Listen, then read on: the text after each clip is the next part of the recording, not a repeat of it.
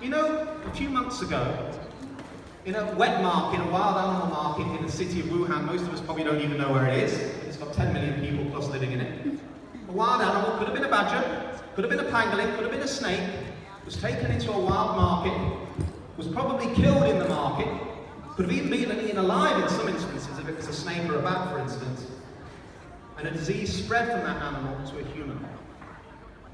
Over the period of October and November, the Chinese state hid the evidence of what was going on from the larger side of the proportion of the population.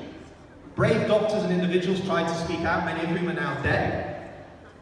And the world started to recognize what was going on by November. Today, in early March, that disease is in every country, literally, other than continent, other than Antarctica.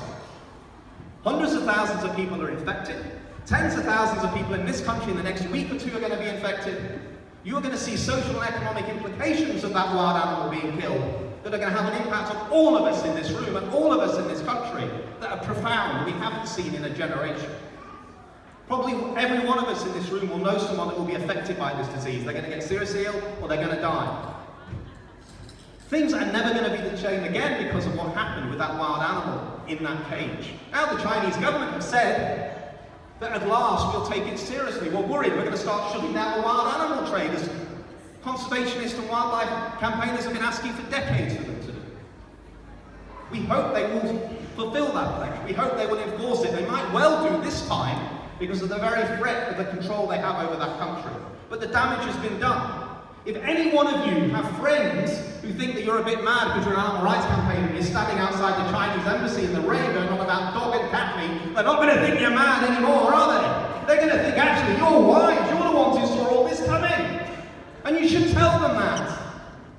You should go back to those people and say, listen, that's why I stand outside there in the rain. That's why I say this is cruel, not just to animals, it's a danger to humans as well. If we're cruel to animals, if we destroy wild animals and exploit them, they tend to come back and bite us on the bottom.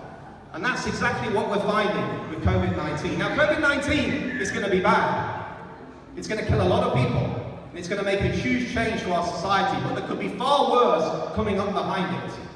If we continue to exploit wild animals and domestic animals, if we continue to kill them in disgusting conditions in urban centres around the world, be it dogs, cats, snakes, pangolins, bats, badgers, and I could go on. And it's not just China, South America, Central Asia, other parts of the world as well. This is not about people, it's largely about governments allowing this to go on and so-called culture.